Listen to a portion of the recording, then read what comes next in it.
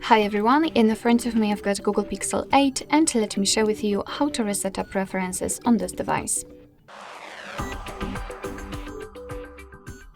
So let's start with opening the settings, and right here we have to, in the general section, we have to scroll in order to find the apps.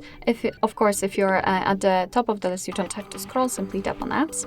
And here let's tap on see all 37 apps. Now let's tap on the three dots icon in the right upper corner and tap on Reset Up Preferences.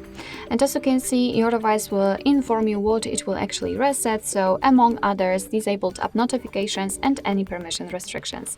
What's more, no worries, you won't lose any app data, so simply tap on Reset Apps, and basically this is it.